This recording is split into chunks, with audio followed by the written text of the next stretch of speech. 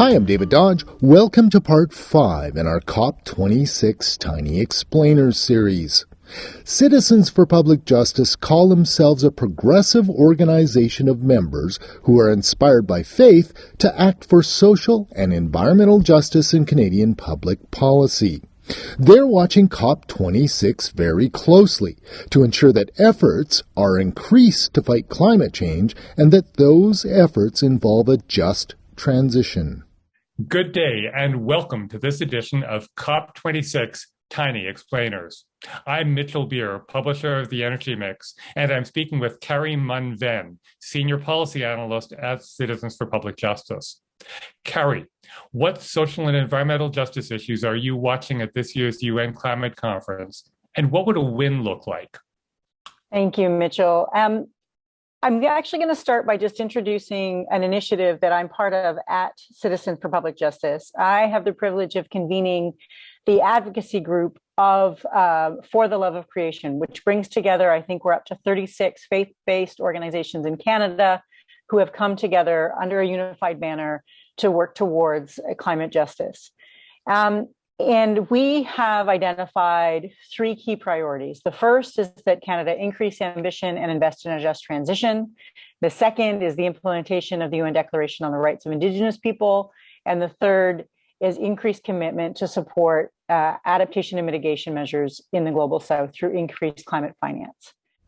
So how is it going with respect to your goals? I feel like what we're hearing is a reiteration of previous commitments, a lot of good words around concern and compassion and justice, but that doesn't bear out. Yesterday, in particular, I was part of some conversations where there was a real good buzz around the commitment to stop the funding of fossil fuel in the fossil fuel sector internationally, because the way that the statement was phrased initially, it begs the question, well, does that mean all fossil fuel public finance? Does that mean all subsidies within Canada? And of course it doesn't, right? It's that Canada's not going to fund the fossil fuel sector outside of Canada, but it does nothing for all of the public finance that continues to go into fossil fuels in Canada. This week, the focus shifts to the actual COP negotiations. What will it take to get a faith and social justice perspective into those negotiating rooms and to get that perspective to actually carry us to the COP decision that we need by the end of this week? One of the things that we've worked on within For the Love of Creation is this is a space that for the most part convenes people like me, policy analysts, the social justice staff, the ecological justice folks within national churches and religious orders and other faith-based organizations. And one of the things that we've worked really hard at is not just in our government-facing engagement, though there has been quite a bit of that, but is engaging our leaders, whether it's regional bishops, national bishops, moderators and others, so that they who are responsible for really broad swaths of church life are mindful and aware and informed of what the big issues are. And because one of the things that we're quite mindful of is that the people of faith have not had, we have not done a good enough job in raising our voices. There are good numbers of super engaged folks such as Karri Munn-Venn, but do the messages flow down to congregations and communities? We're just a handful of people who are really deeply engaged in this work.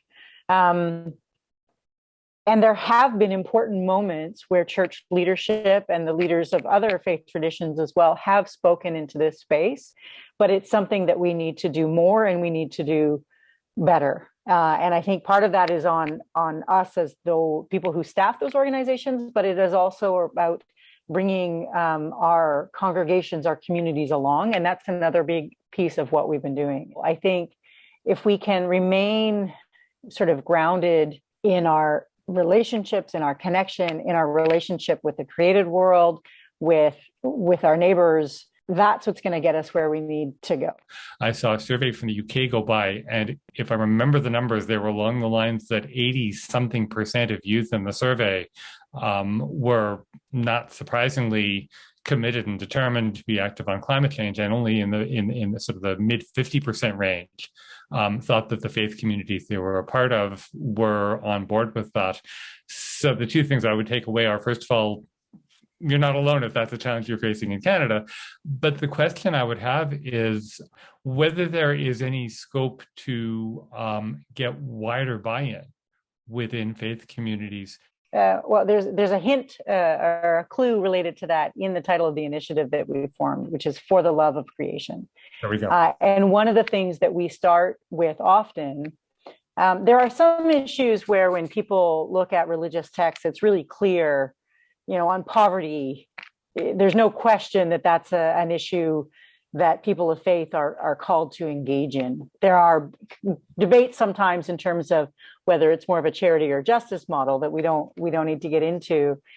For whatever reason, there's less awareness, I think, of the way that climate or environmental issues are reflected in what people of faith are invited to do. So part of it is really just taking another look at some of the texts that people are very familiar with, asking questions, encouraging people to reflect maybe a little differently.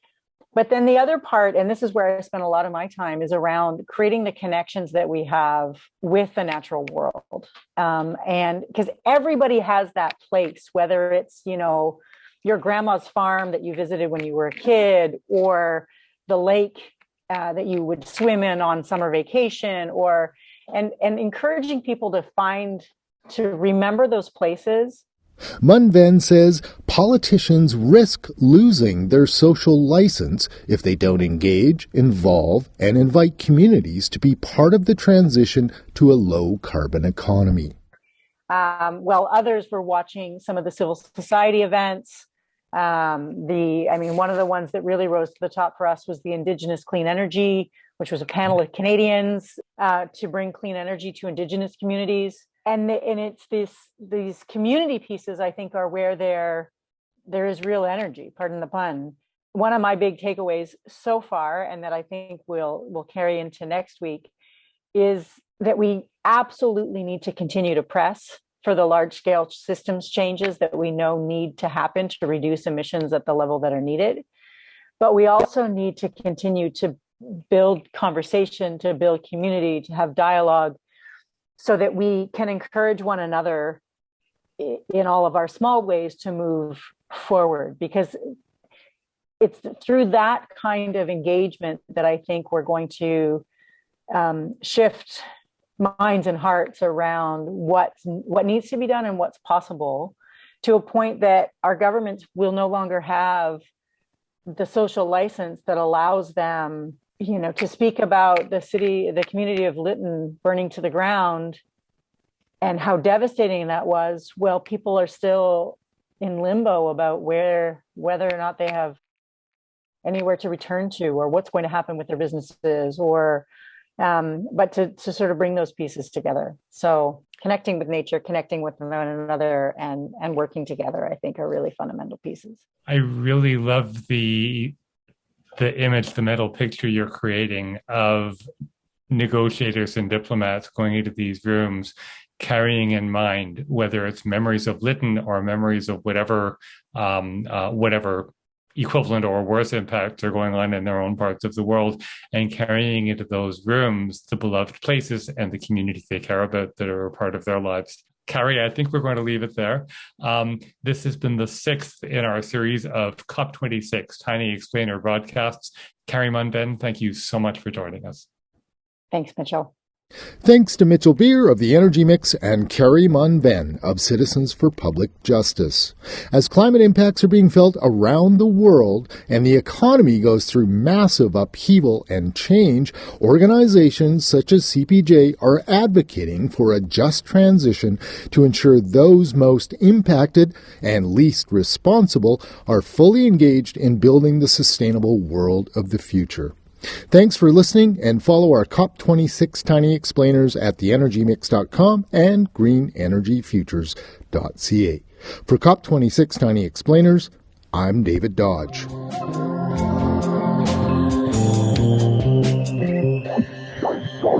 The climate change.